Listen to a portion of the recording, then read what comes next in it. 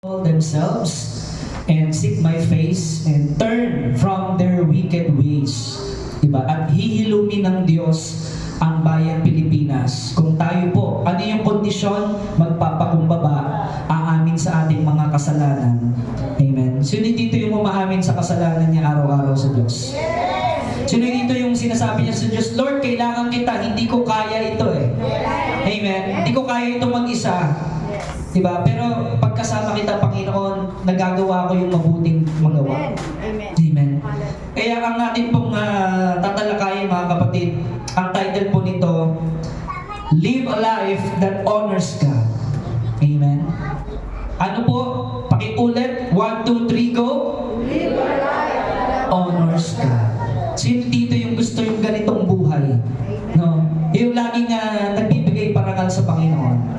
No, yung kada achievement mo, halimbawa ikaw ay estudyante, ay para to sa Panginoon. No, hindi lang to para sa akin. Ginagawa ko ito bilang maging halimbawa na ako ay tunay na nagtitiwala sa Panginoon. At makikita ng Diyos, at makikita ng mga tao na ang Diyos kumikilos sa buhay ko. Amen? So, yun po, no? Napakahalaga sa atin ng pag-honor sa Panginoon. Paano ba natin na-honor ang Diyos sa ating buhay?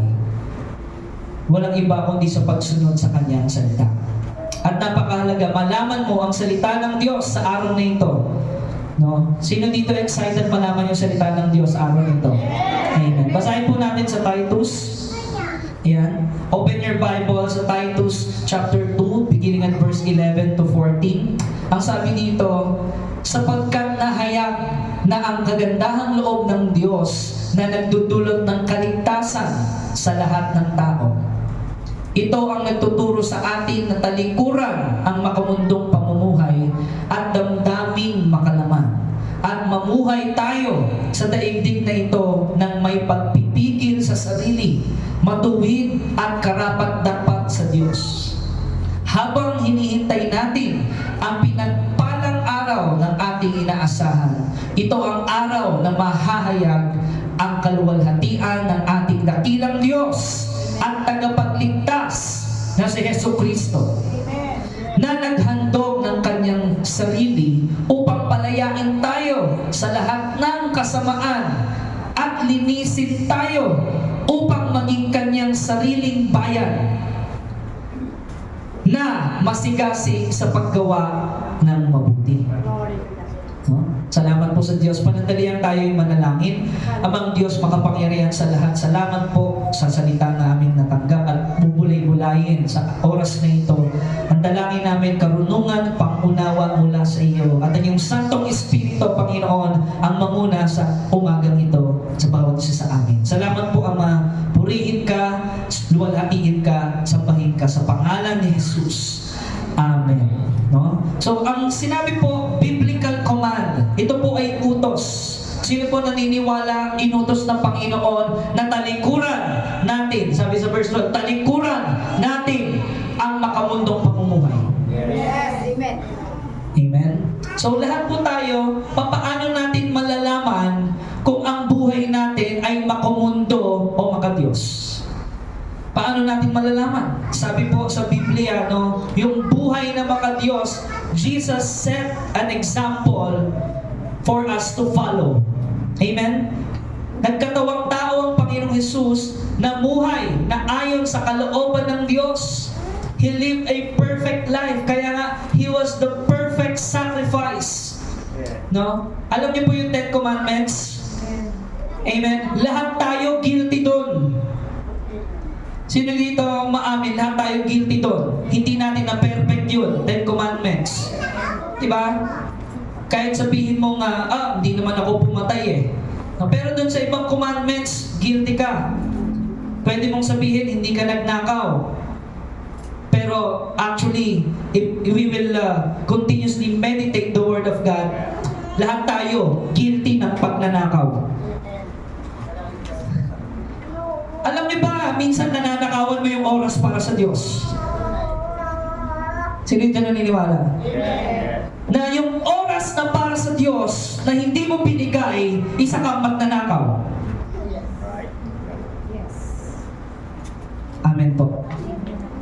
Na tayo bilang mga anak Halimbawa po, sa literal, no, sa pamilya, kung walang oras ang anak sa magulang, magkakaroon ba ng kaayusan sa pamilya? No, magkakaroon ng ano? Kaguluhan, miscommunication, di ba? Misunderstanding. Hindi alam ng anak kung ano yung kalooban ng magulang. Hindi niya alam na hindi na pala maganda yung kanyang ginagawa. Bakit? Hindi siya wala siyang oras sa kanyang magulang. Amen? So kaya napakalaga yung life that honors God. At paano natin ma-honor ang Panginoon? Dapat alamin natin ano ba ang kautusan, no? Ang kalimitang nangyayari sa atin kung bakit tayo ay nalalayo sa Diyos. Amen? Ang sabi doon sa verse 12, ito ang nagtuturo sa atin na talikuran ang makamundong pamumuhay. Ano po yung sinabing ito? Verse 11. Ang sabi doon, sapagkat nahayag na ang kagandahang loob. Everybody say grace. Ayun yung sa Tagalog, kagandahang loob. Ano ibig sabihin ng grace? Ito po ay hindi mo dapat tanggapin pero libreng ibinigay. Amen. Amen? Alam niyo ba kapatid, we are not worthy of heaven? Sino dito nakakaalam nun? Yes. Ang default ng tao, automatic impyerno. Yes. Because yung ating magulang, Adam and Eve, nagkasala, nahiwalay sa Diyos. Automatic patay. Amen? Separation from God. For the wages of sin is death. But the free gift of God is eternal life through the Lord Jesus Christ. Hindi natin magawa, no, yung kautusan, hindi natin masunod. Kaya po, dahil sa pag-ibig ng Diyos, siya'y bumaba ang kanyang bugtong na anak upang palayain tayo sa kautusan. From the law of sin and death. At para meron tayo ngayong kapangyarihan, sino naniniwala merong banal na Espiritu kumikilos sa buhay niya? Merong Holy Spirit na gumagabay sa iyo. Pagmamahal po yun ng Diyos. Amen? Yung merong conviction, merong warning, di ba? Kapag mag-iisip ka o gagawa ka ng hindi maganda, nandoon ang pagkilos ng Diyos. Bilang ikaw ay anak. Na sinasabi niya, no, sa verse 12, dahil sa kanyang grasya, ito yung nagtuturo sa atin na talikuran ng makamundong pamumuhay at damdaming makalaman. Dahil iniisip natin yung sobrang o yung kadakilaan ng Diyos na sakripisyo niya para sa ating lahat. Amen? Siya yung naghirap, namatay doon sa krus para ho tayo mapalaya, para tayo muli ay makabalik sa Diyos. At sabi pa doon, at mamuhay tayo sa daigdig na ito nang may pagpipigil sa sarili. Kanino pong kilos yun? Kaninong gawa yun? Sa Diyos. Para tayo pamuhay ng bilang kalooban ng Diyos, no, matanggap mo yung grasya ng Diyos. And the grace of God is none other than the Lord Jesus Christ. Amen. Na dapat matanggap ng bawat tao. Amen. Kung wala ang Panginoong Jesus, walang gabay at patnubay. No? Dahil maisusugo lang ang Holy Spirit kapag sa pangalan ng Panginoong Jesus. Sa pagtanggap, pagsampalataya sa Panginoong Jesus. Sabi doon, upang makapamuhay tayo sa daigdig na ito nang may pagpipigil sa sarili. Yes. Hallelujah. Hindi yung, di ba, sa kalsada, di ba? Medyo nagkagit-gitan lang, no? Road rage na yan. Tama? Tapos bababa. Hindi mo ba ako kilala? Hindi po. Sino pa kayo? Ganyan yung laging dialogue, no? Hindi mo ba ako kilala? Hindi nga eh. Sino ba yun? No?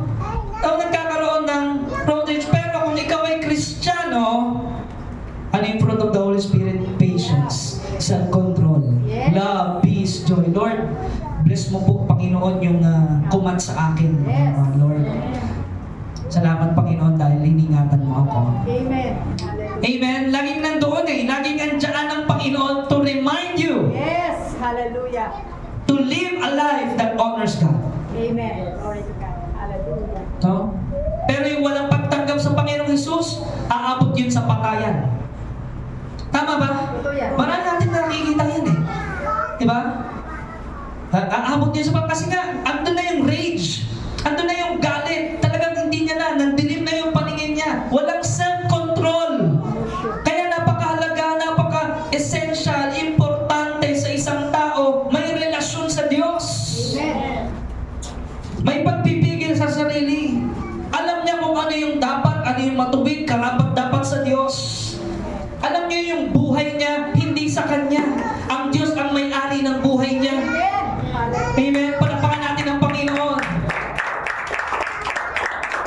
Alam niya na laging merong nakatingin na Diyos, nagbabantay sa iyo. Yes. Hallelujah. Amen. Sino dito nakakaalam no? O nakakalimutan mo na ata? Sa verse 13, ano po ang sabi doon? Habang hinihintay natin, amen? Kaya mahalaga nagpapatuloy ka sa gawain eh. No? Hindi tayo yung naghihintay na walang ginagawa. Merong nilagay ang Diyos sa ating mga harapan na dapat nating gawin. Yun nga po yung Great Commission. To share the gospel. To have your testimony be shared, be known unto the world. No? Tell the world about Jesus, about your relationship with God, about His goodness. Amen? About His truth. Amen? Yung katotohanan ng Panginoon. Yun dapat nating isabuhay. Amen? Marami po nga nako-confuse, di ba? Nalilito sa buhay. Amen? Kung ano ba yung totoo sa kanilang buhay. Amen? Pero napakalahalaga mga kapatid na sinasabi doon, habang hinihintay natin ang pagpapalang araw na ating inaasahan, yung araw na mahayag ang kalwalhatian ng dakilang Diyos, sundin natin ang kalooban ng Diyos. Ang sabi po doon sa English, say no to ungodliness and worldly passions. Doon yun sa verse 12. Everybody say no. No. Ayan. Saan tayo magsasay no? Ungodliness. Balik tayo sa verse 12. Sabi, ano yung ungodliness? Yung makamundong pamumuhay. At yung damdaming makalaman. Kasi pastor, tumibok po yung puso ko. Sa kanya. No? Doon ba nakabase yung ating buhay? No. Alam niyo po, kapag nagdesisyon ka at yung decision maker mo ay based on your feelings, kadalasan yan mali. Yes. Pag nagdesisyon ka ng sobrang saya, kadalasan mali yan. Pag nagdesisyon ka ng sobrang lungkot mo naman, mali yan. Yung magiging desisyon mo. Amen? So don't base your decision, your choice, on your emotion. Yes. Base it on the Word of God. Amen. Base it on the righteousness of God. Amen. Sa Diyos tayo magtiwala. Hallelujah. Kung ano yung kalooban ng Panginoon na sinabi sa kanyang salita, yun po ang ating sundin. Ang sabi doon, honor your parents in the Lord. Mga anak, wave kayo sa akin. Mga anak, hallelujah. No? Honor your parents in the Lord. For this is good. And kalakip nun ay pangako na ikaw ay mabubuhay ng matagumpay dito sa lupain. Amen? Amen. Ganun po yun. Mga kapatid, we must live a life that honors God. No? Eh, hindi natin pwede sabihin, ino-honor mo ang Diyos, pero binabastos mo yung magulang mo. Mga kabataan, asan kayo? Hallelujah. Ang Diyos ang aayos ng buhay natin. Amen. Makinig tayo sa salita ng Diyos. Amen. Kung gusto nating maayos ang buhay natin, kung gusto nating maayos ang komunidad natin, kung gusto natin magkaroon ng pagbabago sa Pilipinas, mga kabataan, kayo ang pag-asa. Tayo ang pag-asa. Amen. Amen. No? Hallelujah. Ang pag-asa ng bayan ay hindi lang basta kabataan. Yung kabataang nakakakilala sa Diyos. Amen. Yung kabataang may Kristo sa puso niya. Yung kabataang umaapoy ang pananampalataya niya na baguhin ang korupsyon ng sistema dito sa ating bayan. Hallelujah. Magsisimula yun sa loob ng pamilya, sa loob ng eskwelahan. Yes. Hallelujah. Kapag ikaw ay nakatrabaho sa loob ng iyong opisina o kung saan ka man nagne-negosyo, nagtatrabaho. No? So merong pagpipigil sa sarili. Amen. Merong katuwiran ng Diyos kung ano man yung ginagawa ng iyong kamay. Amen. Merong dapat laging life that honors God. Yun yung focus mo, kapatid. Amen. At doon magkakaroon ng transformation, pagbabago, unti-unti sa ating bayan. Kaya sabi mo sa katabi mo, live a life that honors God. Yeah. Not your feelings, because most of the time, your feelings is wrong. Pastor, I know it's wrong, but it feels right. Okay. Don't base your decision on your feelings. Yes. Magkakamali ka. Sino dito umaamin na nagkamali siya dahil binase niya yung decision niya sa kanyang emosyon? Yes. Lahat tayo. Amen. Are we guilty? Yes. Amen. Now, ang kagandahan ng loob ng Diyos, His grace is sufficient for us to say no to ungodliness, to say no to your emotion. Pag meron kang salita ng Diyos, merong self-control. Makokontrol mo yung emotion mo. Amen. Hallelujah. May conviction ng Holy Spirit. Hallelujah. Thank you, Lord. Amen. Naroroon ang paalala ng Diyos na huwag mong ituloy yan, huwag mong gawin yan kasi ganito ang mangyayari. Amen? Yun eh. Kaya napakahalaga po yung mapaigting natin yung relasyon natin sa Diyos. Mapalalim yung pananampalataya natin sa Diyos. Yung pagkakilala natin sa Diyos na siya yung una sa ating buhay. Amen? Kaya ang pinakamahalaga yung oras sa Diyos. Sabi dito, ang sinasabing say no to ungodliness, this is an instruction for believers and this is a command, no, to turn away from sinful ways at live a life that honors God. What the Bible means by ungodliness? Ungodliness refers to lack of reverence for God, no, and a disregard for His will. It is an attitude of disrespect and opposition to God's authority. Yun yung sinasabing ungodliness. Yung kulang ka sa paggalang sa Diyos. Kulang ka sa pagkatakot sa Diyos. No? Yun yung naglilid sa ungodliness. Na dinidisregard mo yung kalooban ng Diyos, masunod lang ang sarili mo. Ungodliness ang tawag dun. Hallelujah. No? Ito ay isang attitude ng hindi pagrespeto. Ito ay rebellion Yes. Amen. sa Diyos. Hallelujah. Pag hindi mo ba sinunod ang kalooban ng Diyos, do we agree that this is a rebellion? Yes. Yes. Can we settle this? It is a rebellion. Yes. Kung hindi mo susundin yung narinig mong katotohanan ng Yes. katuwiran ng Diyos. Hallelujah. Amen? Ungodliness can manifest in many ways. Katulad ng pride. No? Ito yung actually mother of sin. Yes. Yung pride. Amen? Diyan nagkagaling, diyan nag-uugat lahat eh. Yes. Yes. Yung pride, hindi yan hihingi ng tawad. Yung pride, hindi yan aamin ng kasalanan. Yung pride, hindi yan magbabago. Paulit-ulit, cycle, year per year. Ganun pa rin, na-stuck ka na dun sa ganung buhay because of your pride. Yes. Gustong baguhin ng Diyos, maganda ang plano ng Diyos sa buhay mo, but because of your pride, you are not listening Yes. to His Word because of your pride. At yun yung sinasakyan ng emosyon mo at in-influensyahan ng Diablo ng kadiliman Yes. para mas matigas yung puso mo at hindi makinig sa Diyos.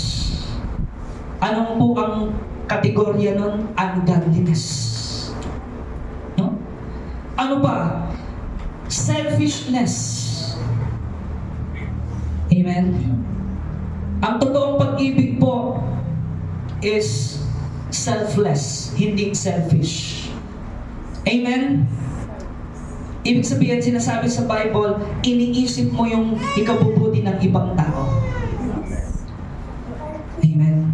Yung iniisip mo na, okay lang ako, kahit ako wala akong tulog. Basta maidala ko yung mga kabataan doon sa revival na event na yun. Basta mapalakas ang kanilang pananampalataya. Tayo bang mga leader ng churches, handa tayong magsakripisyo Amen. para sa mga susunod na henerasyon? Amen. Kaya tayong magtanim? Kaya ba tayong mag-invest for them? Mag-exert ng effort for them? Because you cannot be a leader without sacrifice. Yes. Amen? Leadership incorporates sacrifice Yes. Hallelujah. for your people. Amen. So, at yung sinasabi po sa Bible, yung ungodliness is the love of money. O yung greed. Klaruhin po natin, hindi masama ang pera, pero yung sinasabi sa Bible, the love of money is the root of all Amen. evil. Sino dito naniniwala ang Diyos ang kanyang provider? Amen. Sino dito naniniwala na hindi ka pababayaan o iiwanan ng Diyos? Amen. Hallelujah. Sino ngayon ang pinagkakatiwalaan mo? Yung laman ng bank account mo? Yung savings mo? No? O kung sino mang tao, politiko, connection, yun ba ang pinagkakatiwalaan mo sa buhay mo? Amen. Heaven and earth will pass away. Mawawala lahat yan. No? Kaya nga, the condition is, if we humble ourselves, if we seek His face, and turn from our wicked ways, then I will hear from heaven. Doon ka palang maririnig ng Lord kung ikaw ay walang pride. Amen. Ikaw ay may pag-amin, may pagsuko. No? At hanapin mo yung kalooban niya. No? At tumalikod ka sa makamundong gawain. Doon, makaka-receive ka ng healing. Makaka-receive ka ng restoration. Naranasan po namin yan sa aming pamilya. Akala po namin talagang magkakawatak-watak na kami. Dahil pare-parehas kami may pride. Nagtuturuan kami, ang nanay ko may kasalanan, ang tatay ko may kasalanan, si kuya, mga kapatid ko, kayo lang may kasalanan kaya nagkakaganito. But if you will look at yourself, Yes. reflect, Yes. no? Lapit ka sa Panginoon, search me, O God. Yes. Know my heart today. Yes. Hallelujah. See if there's iniquities inside of me, Lord. Forgive me Yes. Hallelujah. of my sins. Doon po nagkakaroon ng pagbabago, transformation, healing, restoration, revival sa isang tao at sa isang pamilya. Yes. Hallelujah. Amen? Kaya, yung rebellion, o tinatawag sa Bible, lawlessness, yung wala kang kinikilalang batas. This is blasphemy. This is rebellion against God. Yes. Amen. Na-realize nyo ba kung gaano kalaki yung kasalanan natin sa Panginoon? Yung worldly passions, yung ungodliness, ito yung mga desires natin, yung mga cravings ng sinful nature natin, no? The Bible contrasts these fleeting earthly desires with the eternal life offered through doing God's will. Tandaan po natin, hindi lang si Satanas ang kalaban natin. Yes. Sarili. Isang matinding kalaban mo yung sarili mo. Yes. Hallelujah. Tatlo kalaban natin eh. Mga bagay sa sanlibutan, pinakauna si Satanas, mga bagay sa sanlibutan, at ang sarili mo. Ang tanong, paano mo mapagtatagumpayan ang sarili mo? Yes. You cannot. mo kaya saganang sarili mo. You must turn your eyes upon Jesus. Sabi ng Panginoong Jesus, "Come to me," Matthew 11:28, "those who are heavily laden." You are weary and heavily laden. Ano po pag inugat natin sa Ebreo o sa Griego, yung sinasabing mabigat na yon. Hindi lang yun basta pagsubok o problema. Yun ay tumutukoy sa kasalanan. Yes. Napakabigat na ating kasalanan. Hindi na tayo makakilos dahil sa ating kasalanan. Yes. Yes. Amen? Hindi na tayo makagalaw. Hindi na tayo makausad sa buhay. Yes. Hindi na maunlad ang ating bansa dahil sa kasalanan. Amen? But there is an invitation from Jesus na tayo'y lumapit sa Kanya. Naghihintay lang ang Panginoon to break down our pride. No, wag na tayong magturuan, wag na tayong magsisihan. Lapit tayo sa Panginoon, lahat tayo ay makasalanan. Amen. Hallelujah. Amen po, mga kapatid. Yes. Hallelujah. Walang iba pong paraan Yes. para magkaroon ng pagbabago. Kung hindi yung buhay mo ay dapat pinaparangalan, niluluwalhati ng Diyos. Amen. Lust of the flesh. Mga kabataan, hanggang sa ating mga adult, lantaran yan sa social media. Amen? Facebook, Instagram, TikTok, kahit sa Shopee pa yan, kahit sa anumang online, may influence dyan eh. YouTube, no? Paano ba natin ginagamit ang social media, mga kabataan? To hide your secret sin? Yun ba yun? Yung meron kang 5 account, itong account na to para sa aking mga kasalanan to. Hindi naman to makikita ni Pastor eh. Kasi ang pangalan ko dito, Chinese character. Hindi naman yung marunong mag-Chinese si Pastor eh. So makakapagtago ako sa church. Yun ang akala mo. Nakapagtago kay Pastor, pero kita ka ng Diyos.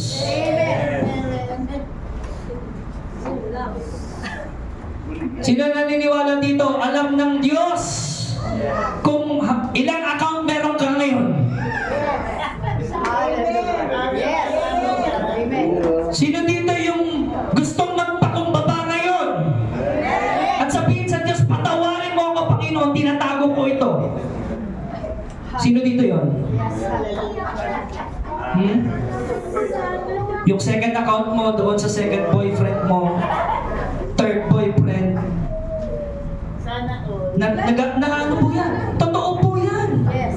Tapos malalaman na lang, mababalitaan na lang, news flash, pinatay at ni-rape.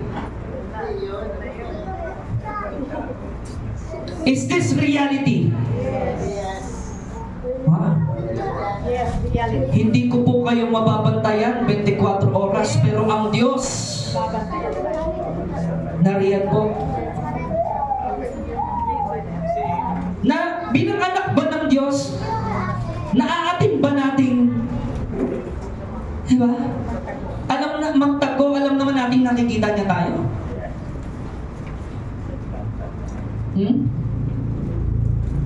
Ungodliness and worldly desires. Paano po natin mapagtatagumpayan yung sarili natin? Humble yourself. Hallelujah.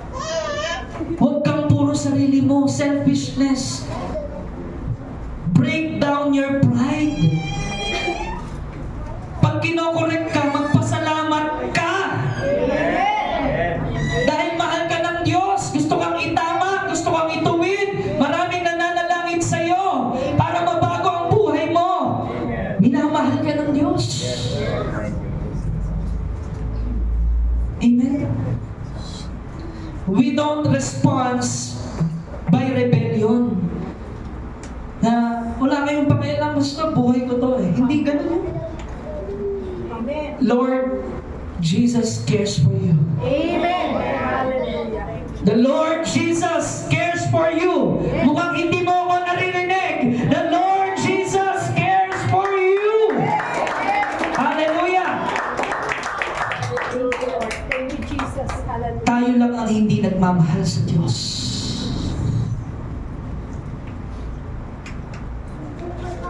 Amen. Lust of the eyes, yan ang taktika ni Satanas. Lust of the flesh, sexual immorality and impurity. Narinig ko yung sa event ng SOG ng Bible Month, si Ami Austria, ating special guest. Sabi niya, wala nang lalaking magmamahal sa kanya kasi nga impure na eh. Pero sinabihan siya, I think leader niya or mentor niya, pastor niya, ikaw ngayon ay na-born again. At ikaw ngayon ay pure na. Amen. Yes. Palakpakan natin ang Panginoon. Amen. May paraan ang Diyos para ituwid, itama, ayusin ang buhay mo. It's never too late. Huwag kang makinig sa kasinungalingan ng dyablo na wala ng pag-asa, na durog ka na, no? Na lahat na naibigay mo na, wala nang kwenta yung buhay mo. Huwag kang makinig sa kasinungalingan ng dyablo. God can restore you. Amen. God can do miracles in your life, can do great revival in your life, in your family. God can do it in the Philippines. Amen. Kung tayo lang ay magpapakumbaba, hahanapin ang mukha ng Diyos, tatalikod sa ating mga makamundong damdamin, sa ating mga desisyon na binabase sa emosyon. Kung tayo lang ay lalapit sa Panginoong Jesus at aamin sa ating mga kasalanan, then He will hear from heaven and He will heal this land. Sino naniniwala kaya ng Diyos? Amen. Amen. Sino dito handa magpakumbaba sa Diyos? Sino dito handang umamin sa Diyos? Sino dito handang magpakorek sa Diyos? Sino dito handang bitawan yung pride niya para makalapit, makayakap sa Diyos? Hallelujah. Gusto kang yakapin ng Panginoon. Yes. Hallelujah. Pero nire-reject mo siya. Alam mo kung paano mo nire-reject siya? Because of your pride. Because of your selfishness. Sarili mo lang iniisip mo. Oh, pride of life. Masyado kang focus sa personal na profile mo. Masyado mong pinapamulaklak yung Facebook profile mo. Pero sa loob-loob mo, walang puwang ang Panginoon. Masyado kang nakapokus sa personal achievement mo, sa personal goal, sa personal gain. Pero kung ikaw ay Kristiyano, for me to live is in Christ and to die is gain. That is our gain. Yun ang ating pakinabang. If you live a life that honors God, kapatid, hindi mo na kailangang patunayan sa lahat ng tao yung sarili mo. Ang Diyos ang magpapatunay sa kanila na ikaw ay totoo, ikaw ay totoong anak ng Diyos. Amen? Kaya nga, papaano natin ma-reject itong ungodliness na ito? No? Punta muna tayo sa ating mga verse. Sabi nun sa Romans 12:3, dahil sa kagandahang loob ng Diyos sa akin, sabi ni Apostol, sinasabi ko sa bawat isa sa inyo, huwag ninyong pahalagahan ang inyong sarili ng higit sa nararapat. Huwag ka masyadong selfish. Sa halip, pakaisipin ninyong mabuti ang tunay ninyong katayuan ayon sa sukat ng pananampalatayang pinagkaloob ng Diyos sa bawat isa sa inyo. Huwag tayong magmalaki. Amen? Humble yourselves before the Lord. Lagi mong isipin kagandahan ng Panginoon. Yes. Hallelujah. Amen? Huwag nating pahalagahan masyado yung ating sarili ng higit sa nararapat. Ang dapat nating pahalagahan, ang Diyos, ang gawain ng Diyos, ang para sa Diyos, ang kalooban ng Diyos, ang salita ng Diyos. Dapat nating pahalagahan yon. Amen? Mga kapatid. Kaya sabi 1 Corinthians 5:7, alisin ninyo ang lumang pampaalsa, yung ating mga lumang pagkatao. Huwag mo nang balikan. Diba? Niloko ko na ilang beses, pinalikan mo ba? Lumang pampaalsa, lumang kasalanan, upang kayo'y maging malinis. Alam nyo, hindi ka pwedeng magamit ng Panginoon kung hindi ka muna malilinis. Yes. Amen. Gusto mo magamit ka ng Diyos sa pamilya mo, sa mga mahal mo sa buhay, makatanggap sila sa Panginoong Jesus? Lapit ka sa Panginoon, humble yourselves.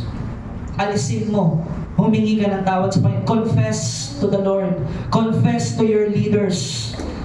Confess to the church. Expose the darkness into the light para mawala ng kapangyarihan ng kadiliman. At talaga namang ganyan kayo, sabi ni Apostol Paul, sapagkat naihandog na ang ating korderong pampaskwa na walang iba kundi si Kristo. Kaya sabi, huwag na yung luma. Magbabagong taon na nga, kapatid eh. Huwag puro New Year's resolution. 2 Corinthians 5:17 naman. Yes. Doon naman tayo magkaisa. Yes. Therefore, if any man is in Christ, he is a new creation. The old has passed away, behold, the new has come. Doon tayo magkaisa sa pagbabago, sa pamamagitan ng Panginoong Hesukristo, ng salita ng Diyos. Amen. 1 Corinthians 13:4-6. Sabi doon, ang pag-ibig ay, no? Help me out. Ang pag-ibig ay matyaga at magandang loob, hindi ni, ano pa ang pag-ibig? Ang definition, hindi magaspang ang pag-uugali, hindi makasarili, hindi magagalitin. Pastor, galit ka ba? Hindi, passionate lang ako. Iba yung galit sa passionate. Yes. Amen. Galit ako sa kasalanan. Galit tayo sa kasalanan. Yes. Pero bakit natin ipinagsisigawan ang salita ng Diyos kahit masakit? Dahil ito ang magpapalaya sa atin. Amen. The truth shall set you free. Amen. Panampakan natin ang Panginoon. Hallelujah. Ang tunay na pag-ibig, hindi mapagtanim ng sama ng loob. Amen. Amen. Hallelujah. Yung may sama kayo ng loob sa magkakapatid kayo, no? Simula pagkabata nyo, tapos tumanda na kayo, senior na kayong lahat, nainibig na yung isa, tapos doon pa kayo nag-away at ang pinag-awayan nyo nung teenager pa lang kayo. Yun yung problema. Yun yung problema. O di kaya yung lupa-lupa. Yes. Ano ang tunay na pag-ibig? Yes. Amen. Hindi yun yung ating focus eh. Yes. Focus natin kayamanan sa langit. Yes. Ang focus natin, live a life that honors God. Live for Jesus. Live for His glory. Yun ang ating buhay, mga kapatid. At sabi pa sa verse 6, ang tunay na pag-ibig hindi natutuwa sa masama. Yes. Hindi natutuwa sa korupsyon. Yes. Mali. Hindi natutuwa sa pagnanakaw. Amen? Hindi natutuwa sa masama. Pinagmamalaki mo pa na apat-apat ang girlfriend mo. Pinagmamalaki mo pa. Di ba? Binabandera mo pa sa social media. Yun pala, galing sa Ghost Project. Hindi dapat matuwa sa masama eh. Yes. Dapat i-expose yung masama Amen. para tumigil na. Amen. Sa halip ay nagagalak ka sa katotohanan.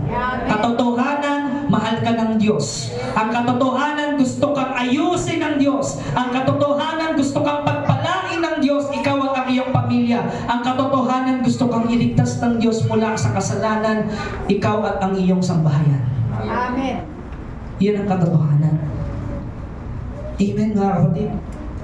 Galatians chapter 6 verse 3. Ang sabi doon, kung inaakala ninyong kayo'y nakahihigit sa iba, subalit hindi naman dinadayang ninyo ang inyong sarili. Dapat ang tingin lagi sa taas. Tingin lagi sa Diyos. Hindi sa sarili. Hindi magkumpara sa ibang tao. Yes. Kung hindi sa Diyos Amen. tayo tumingin. Amen. Amen. 2 Timothy 2:22. No? Ilang verse na lang po ito. Buhay pa po ba tayo? Pumalakpak yung gusto po kang ipagpatuloy ito. Hallelujah. Amen. Sabi dito, kaya nga, iwasan. Sabi mo sa katabi mo, iwasan mo na. Iwasan na.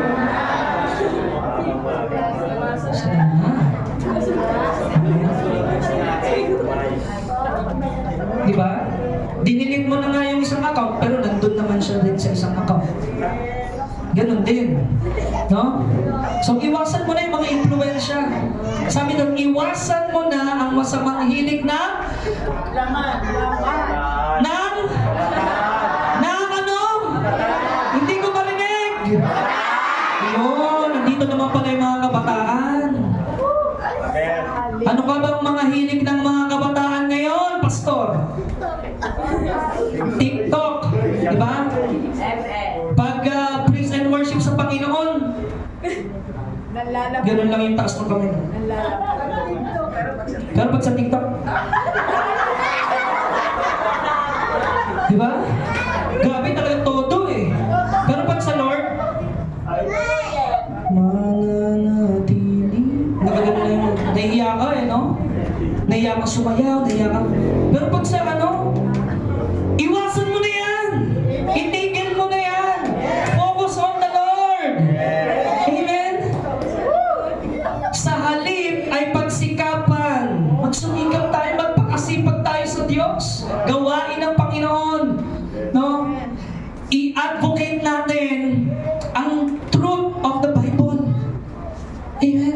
Sabi doon, pagsikapan mong maging matuwid. Pag sinabing pagsikapan, may isang sakripisyo ka ba?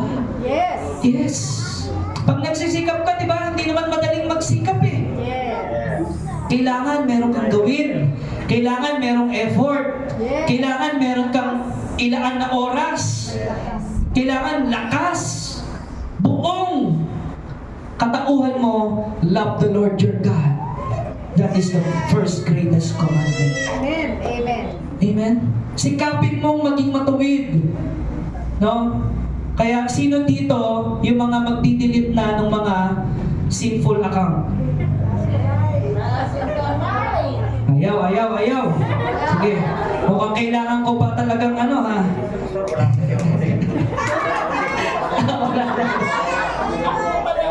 Ito if God will check the history of your phone, Yes. Holy now. what will God see?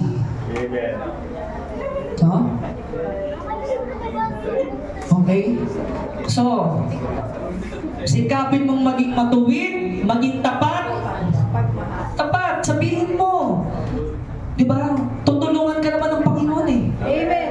Gagamit siya ng mga tao. Kaya nga dito sa church, carry each other's burden. Magpasanan tayo ng bigatin. Kung mabigat yung kasalanan, pasanin natin yan, ayusin natin yan.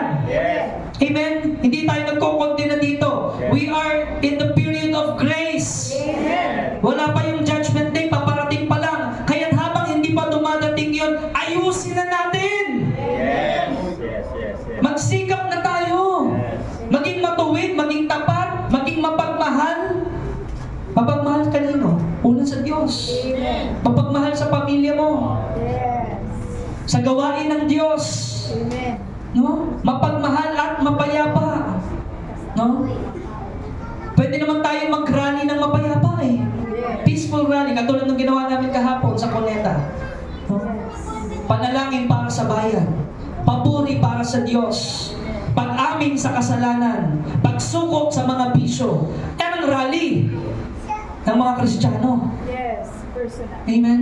Kasama ng mga taong may pusong malinis na tumatawag sa Panginoon. Sino tong mga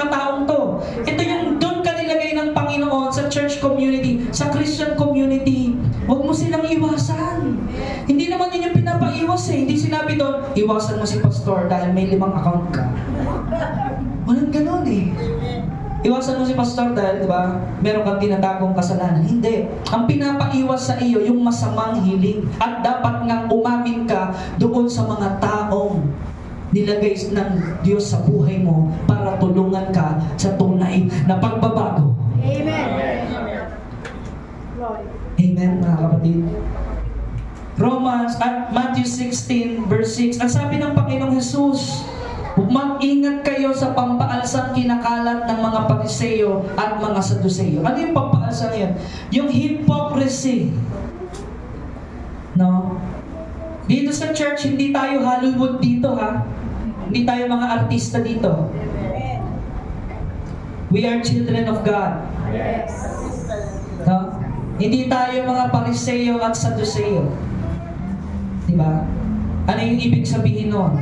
Hindi tayo mapagkunwari.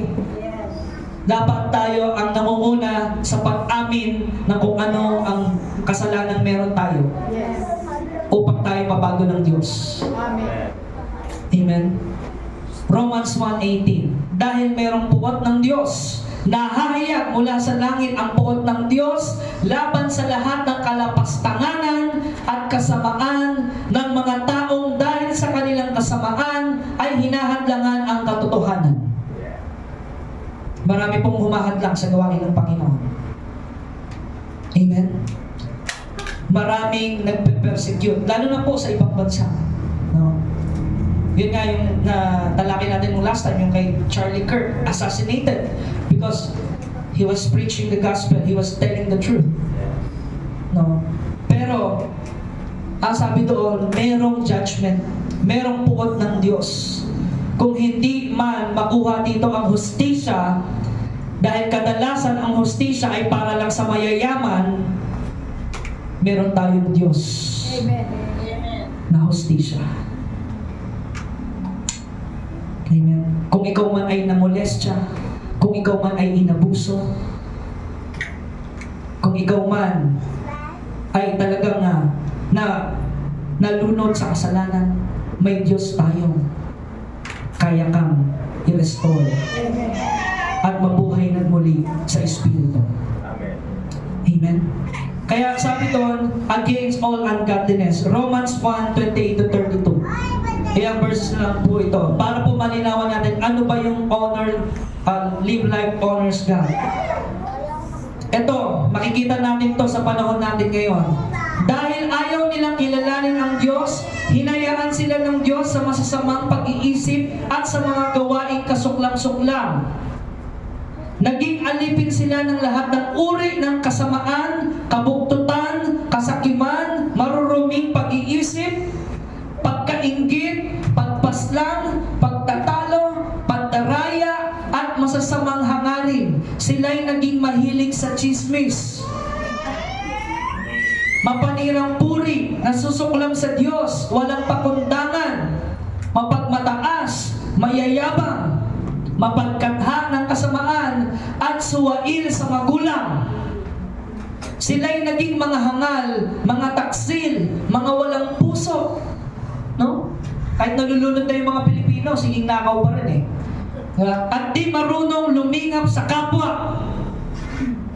Nalalaman nila ang utos ng Diyos, diba? Nagsisimba pa yan. Na karapat-dapat na parusang kamatayan ang mga gumagawa nito, gayunman, hindi lamang patuloy sila sa paggawa nito, kundi sumasang-ayon pa sila sa mga gumagawa rin ng mga ito. Kasabwat, kakontsaba. Amen? Totoo po ba ang mga nangyayari? Yes. Kaya po, ibabagsak na ang puot ng Diyos eh. Malapit na po yun. Pero habang wala pa po, habang hindi pa po dumarating yung paghuhukom, ito po, straight to the point. Kapatid, anong ginagawa ng church niyo? Dapat ba tayong mas kumilos? Yes. Dapat ba tayong mas maging vocal? Yes. Yung hindi tayo nahihiya sabihin yung totoo? Amen. Hindi tayo nahihiya yung sabihin ng kalooban ng Diyos? Diba? Na ayaw ng Diyos yan, iwasan mo yan, tigilan mo yan, i-delete mo yan. I-confess mo yan, pagsisihan mo yan, handa pa tayong sabihin yung mga ganon? Amen. That life is the life that honors God. Kaya mga kapatid, narito na po tayo sa panahon that is, we must be on double time or triple time. Alam niyo po si Satanas, double time or triple time na di ba? Mula sa mga kabataan, di ba? Grabe yung cases ng mga, yun nga, suicide, pita ng kabataan, di ba? Yung mga namomolestya. Isipin mo, yung 13 years old, nirape niya yung 9 years old, pinatay niya pa. We are here in this fallen world, mga kapatid. Kaya hindi dapat matigil ang pagsabi, ang pagbabahagi ng salita ng Diyos. Huwag tayong patigil kahit maraming humahadlang. Huwag tayong papigil kahit maraming problema. Tuloy ang gawain ng Diyos sa DOGGM. Tuloy ang gawain ng Diyos. Bago matapos ang 2025, may malaking gagawin ang Panginoon dito. There will be a shifting of season as we enter 2026. Hallelujah. God will pour out, His Spirit will fill each and every one of us with boldness na buong tapang tayong ipinapangaral, ipinapakain sa pamilya natin ang salita, ang katotohanan ng Diyos upang tayo mabuhay ng malaya mula sa kapangyarihan ng kasalanan. Amen. That is a life that honors God, mga kapatid. Now, I want to pray for you, mga kapatid. Tayo pong lahat ay tumayo.